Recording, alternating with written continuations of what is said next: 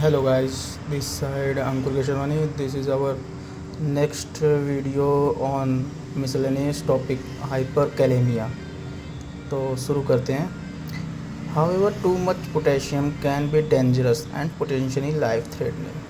यानी कि ज़्यादा पोटेशियम भी हमारे लाइफ के लिए खतरा या ख़तरनाक हो सकता है, जिसमें पोटेशियम की लेवल जो होते हैं ब्लड में वो 3.6 to 5.2 मिली मोल पर लीटर होता है. यानी कि इसमें हमें ध्यान रखना है मिली मोल पर लीटर. इसके साइन को हमें सिंबल को ध्यान रखना है, जो कि फिलिंग द ब्लैंक्स या MCQs में पूछे जा सकते हैं. Blood potassium level is normally 3.6 to 5.2 मिली मोल पर लीटर. ठीक है. Potassium helps muscles in your body expand and contract. Potassium जो है हमारी बॉडी के मसल्स को एक्सपैंड और कॉन्ट्रैक्ट करने में भी मदद करती है, यानी कि सिकुड़ना और रिलैक्स करने में भी हेल्प करती है. और ये हेल्प करती है ब्रेन से पूरे बॉडी में भी सिग्नल्स जो नर्व के थ्रू जाते हैं उनमें भी कंट्रोल या हेल्प करती है. Move waste product out of your cells and nutrient into your cells. Sodium effects on your blood pressure. Sodium जो है आपके ब्लड प्रेशर पे भी इफेक्ट डालती है, यानी कि जब सोडियम ज़्यादा होगा तो हाइपरटेंशन भी हो सकते हैं, और कम हुआ तो हाइपोटेंशन हो सकते हैं. चलिए डेफिनेशन इसकी क्या है. Hyperkalemia is a medical condition characterized by an abnormal high level of potassium in the blood. जैसे कि मैंने आप पहले ही बताया, वही डेफिनेशन है इसकी कि हाइपरकैलेमिया में जब पोटेशियम की लेवल बढ़ जाती है ब्लड में तो हाइपरकैलेमिया कहलाता है. जैसे कि 5.2 मिली मोल पर लीटर से अगर ज़्यादा होता है तो हाइपरकैलेमिया कहलाएगा. इसकी दूसरी डेफिनेशन है potassium is an essential electrolyte that plays a crucial role in cell function, nerve signal and muscle contraction. ये दो डेफिनेशन, इनमें से आप कोई सी भी एक लिख सकते हो. फिर आते हैं इसके कॉजेज़. ठीक है. कॉजेज़ में इसके जैसे kidney dysfunction, medication, diet, cellular shift and adrenal insufficiency. Kidney dysfunction जो है, the kidneys are primarily responsible for regulating potassium level. Kidney dysfunction और failure can lead to an accumulation of potassium. मतलब होता है जैसे जो किडनी होती है हमारी, वो अपनी वेस्ट जो रिमूवल होते हैं और बैलेंस करने की फ्लूइड की क्षमता होती है वो खो देती है, जिसमें सोडियम की पोटेशियम की बहुत अच्छी मात्रा में उसके लॉस होता है.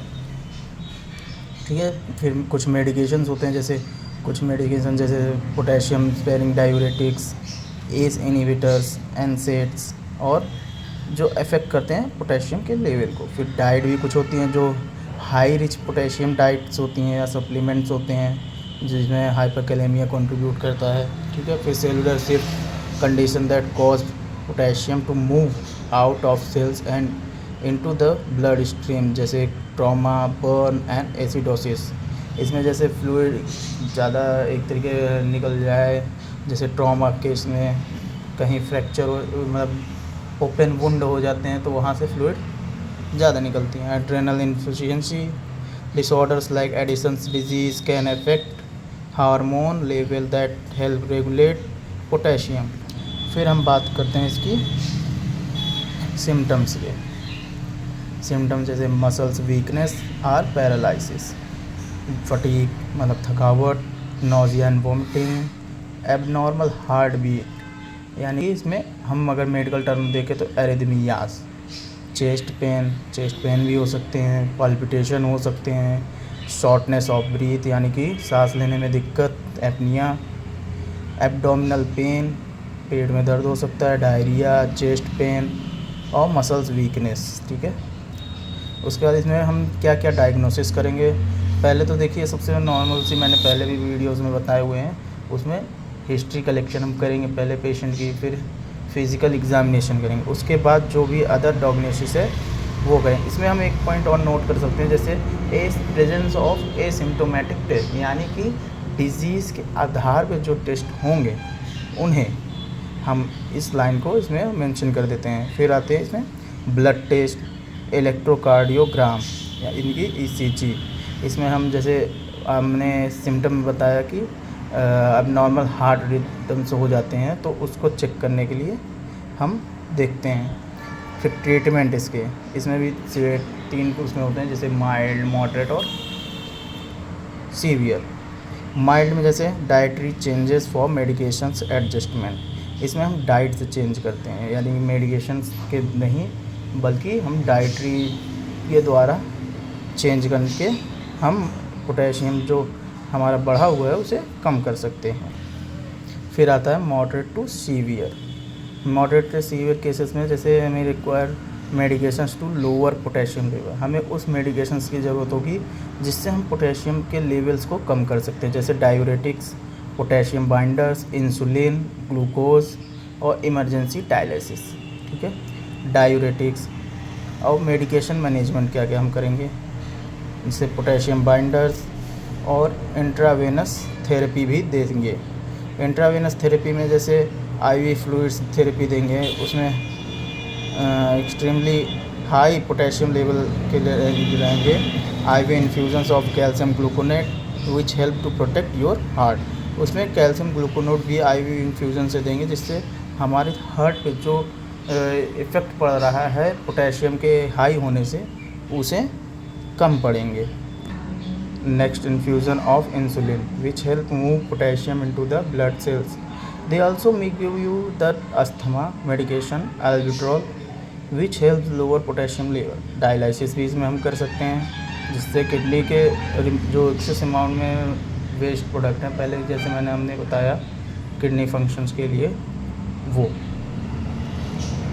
प्रिवेंशन, क्या क्या प्रिवेंशन इसमें रख सकते हैं। Preventing hyperkalaemia involve managing underlying conditions, monitoring medications and maintaining a balance diet, यानी कि इसमें हम मॉनिटरिंग करेंगे जिससे हमें पता चलता रहे टाइम टू टाइम हमारे बॉडी के अंदर कैसे कितना पोटेशियम कम है ज़्यादा है। बैलेंस फूड रखेंगे, मतलब डाइट रखेंगे। इसी तरह रेगुलर ब्लड टेस्ट में भी necessary for individuals at risk, blood test भी हम रेगुलर ही करेंगे। तो इस तरीके से हम प्रिवेंशन कर सकते हैं। तो इसमें अगर हम एक बार शॉर्ट में अगर समझना चाहें तो इसको इस तरह हम जैसे समझेंगे, हाइपरकैलेमिया है। हाइपरकैलेमिया में हम इसमें ध्यान रखेंगे इसके मेज़रमेंट, जैसे ब्लड पोटेशियम लेवल जो नॉर्मली होते हैं 3.6 से 5.2 मिलीमोल पर लीटर होता है। ठीक है, ये हेल्प करता है हमारे मसल्स के एक्सपैंड और कॉन्ट्रैक्ट करने में, नर्व सिग्नल सेंड करने में बॉडी को ब्रेन से। ठीक है, इसकी डेफिनेशन जैसे hyperkalemia is a medical condition characterize by an abnormally high level of potassium in the blood. ठीक है, इसके कॉजेज़ क्या क्या हैं, जैसे ऊपर ही हम देखेंगे तो kidney dysfunction, medications, diet, cellular shift और एड्रेनल इंसफिशिएंसी। ठीक है, इसके सिम्टम्स नॉर्मली आप लिख सकते हैं जैसे chest pain, palpitation, muscles weakness, paralysis, fatigue, diarrhoea, chest pain. ठीक है, डायग्नोसिस टेस्ट में history collection, physical examination, blood test, electrocardiogram. ठीक है, और ट्रीटमेंट तो माइल्ड, मॉडरेट और उसके हिसाब से हम रखेंगे। ठीक है, thank you guys, like, share and subscribe. And कोई भी डाउट और क्वेरी हो तो कमेंट बॉक्स में आप कमेंट कर सकते हैं इस चैप्टर से रिलेटेड। Thank you guys.